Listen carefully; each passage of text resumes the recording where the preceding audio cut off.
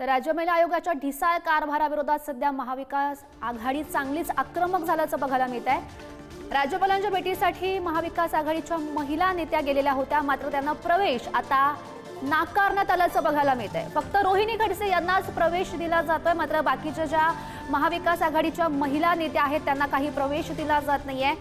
महत्त्वाची अपडेट सध्या आपण बघू शकतो, वर्षा गायकवाड, सुषमा अंधारे यांचा प्रवेश सध्या नाकारला जातोय आणि या संदर्भात अधिकची माहिती जाणून घेऊयात। आमचे प्रतिनिधी पद्मेश पवार सध्या आपल्यासोबत आहेत। पद्मेश, खरं तर काय तिथली परिस्थिती सध्याची आणि काय नेमकी मागणी करतात आता महाविकास आघाडीच्या महिला नेत्या?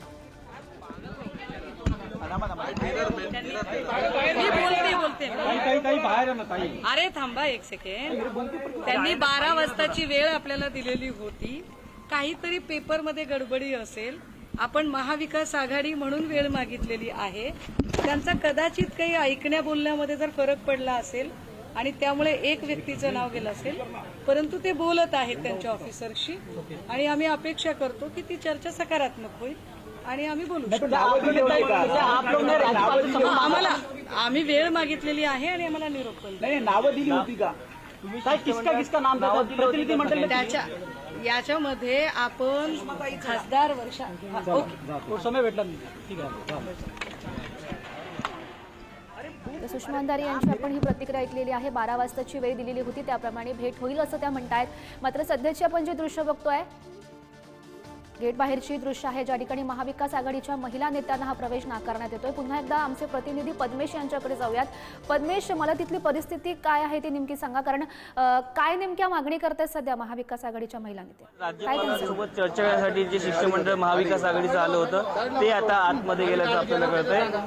राज्यपालांबाबत राज्य महिला आयोगामध्ये जे चालू आहे त्या संदर्भात ते माहिती देणार आहे, यासाठी कुठेतरी वेळ मागितली होती। आता ते जे शिष्टमंडळ आहे ते आतमध्ये चाललंय। आता आपण आपल्या दृश्यामध्ये पाहू शकता की किशोरी पेडणेकर असतील, सुषमा अंधारे असतील, या आता राजभवन भवनामध्ये जात आहेत। याआधी रोहिणी खडसे यांना राजभवनामध्ये सोडलं होतं।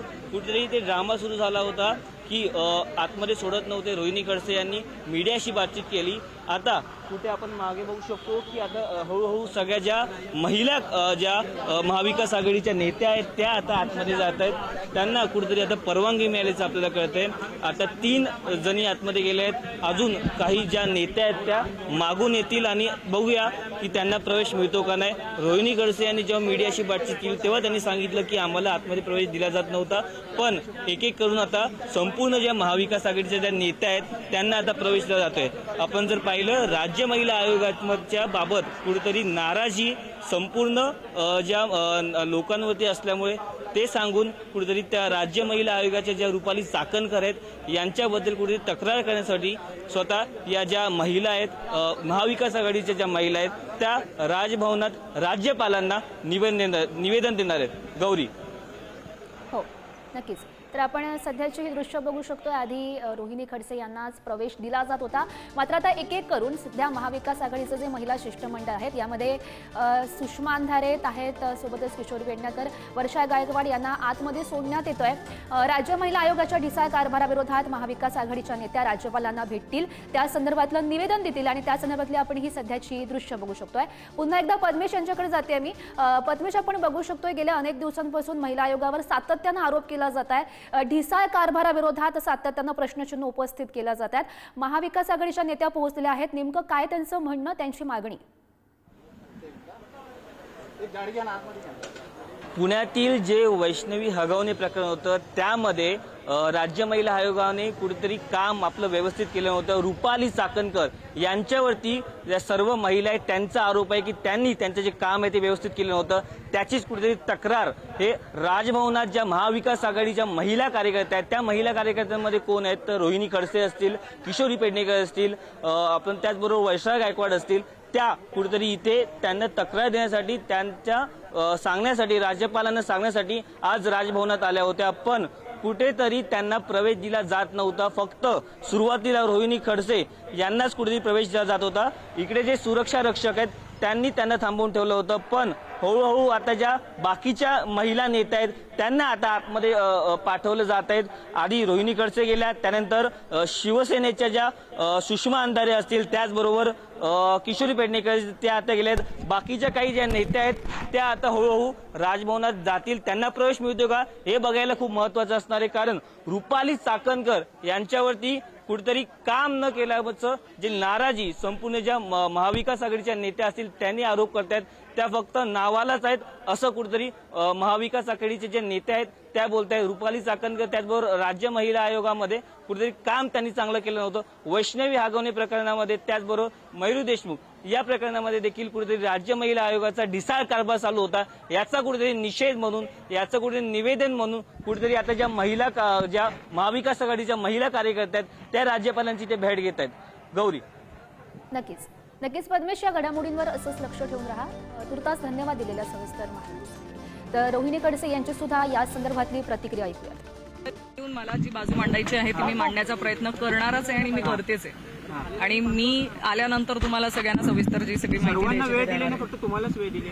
त्यांचा मला आता निरोप आलाय की तुम्हाला एकट्यालाच जाता येईल, बाकीच्यांना आम्ही कोणालाही आतमध्ये जाऊ देता येणार नाही.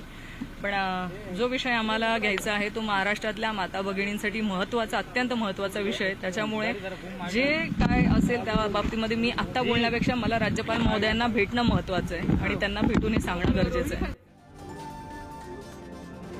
तर सध्या आपण ही प्रतिक्रिया ऐकलेली आहे. महाविकास आघाडीचं महिला शिष्टमंडळ राज्यपाल यांच्या भेटीला पोहोचलेलं आहेत. राज्यपालांना ते भेटतील, या संदर्भातलं निवेदन देतील. वैष्णवी हगवणे प्रकरण समोर आल्यानंतर सातत्यानं महिला आयोगावर संताप व्यक्त केला जात होता, नाराजी व्यक्त केली जात होती.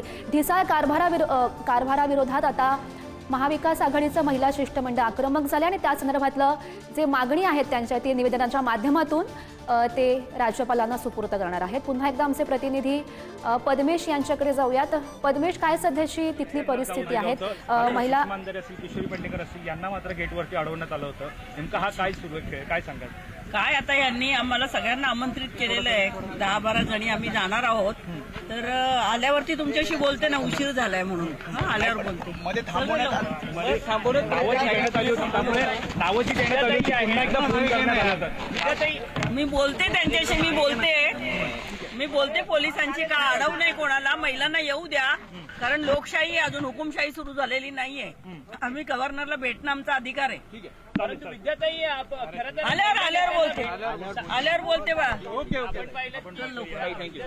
हा, उघडाव लवकर. आता कुठेतरी विद्या चव्हाण देखील आता आतमध्ये जात आहेत. आता बघूया आपण त्यांना प्रवेश दिला जातोय का, कारण आता इथे संपूर्ण जे सुरक्षा रक्षक आहेत ते आता वरती कंट्रोल रूमला विचारत आहेत की विद्याताईंना प्रवेश द्यायचा आहे का नाही. त्यांना सध्या आता थांबवलंच आपल्याला पाहायला मिळते. आपण पाहतोय विद्या चव्हाण सुद्धा दाखल झालेले आहेत. विद्या चव्हाण देखील इथे दाखल झालेले आहेत. आता थोड्याच वेळात त्यांना देखील प्रवेश मिळतो का हे पाहायला महत्वाचं असणार आहे.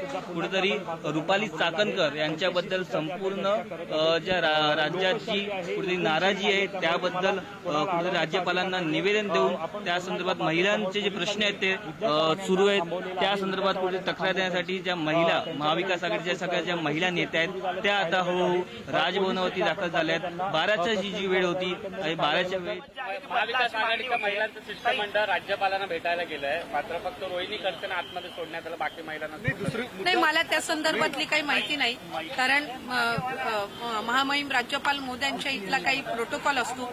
कदाचित पूर्वकांड विरोधक आणि इतर सगळे बऱ्याचशा वेळेला राज्यपाल महोदयांना भेटायला जात असतात आणि त्याच्यामध्ये काही महायुतीतले मित्र पक्ष नाराज सगळ्या समोर दिसून येत आहेत. आता नाही, मला वाटत नाही की त्या संदर्भामध्ये महायुतीच्या कुणी त्याच्यामध्ये टीका किंवा वैयक्तिक त्यांच्याबद्दल अशी टीका केलेली आहे. एक गोष्ट निश्चितपणाने आहे की महिला आयोग यांचं जे कार्यक्षेत्र आहे याच्या मर्यादा, त्याच्यामध्ये असणारे नियम निकष हे पण आपण समजून घेणं गरजेचं आहे. त्याच्यामुळे कालांतराने जर त्याच्यामध्ये काही बदल करणं अपेक्षित असेल तर त्याच्या संदर्भातल्या सूचना आता उपसभापती नीलमताई असतील किंवा विविध जे काही महायुतीचे सुद्धा पदाधिकारी असतील किंवा विरोधक असतील यांच्याकडनंही सुचवण्यात जे येतील ते शासन स्तरावर निश्चितपणाने सादर करण्यात येतील आणि मग त्या संदर्भातला योग्य तो निर्णय आहे तो राज्याचे मुख्यमंत्री देवेंद्रजी फडणवीस साहेब असतील, जे गृहमंत्री सुद्धा आहेत, त्याचबरोबर उपमुख्यमंत्री शिंदे साहेब असतील आणि अजितदादा असतील, मंत्रिमंडळातील इतर सहकारी असतील, यांच्या मार्गदर्शनाखाली घेण्यात येईल. क्राईम रेशोजर बघितलं तर काही क्राईम रेशोजर आपण महिलांचा बघितला तर मुंबई पोलीस आयुक्त कार्यालयातून जी माहिती पुढे आलेली आहे त्याच्यामध्ये मागच्या 4 महिन्यामध्ये 5 विवाहित महिलांनी मुंबईमध्ये सुसाईड केला असल्याचं आकडा पुढे येतोय.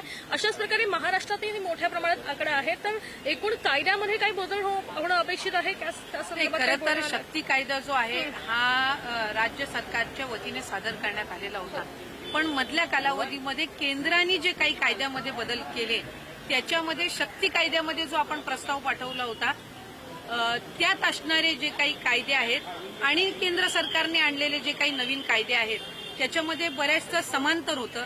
म्हणून आदरणीय राज्याचे मुख्यमंत्री देवेंद्रजी फडणवीस साहेब जे गृहमंत्री सुद्धा आहेत त्यांनी त्या संदर्भातली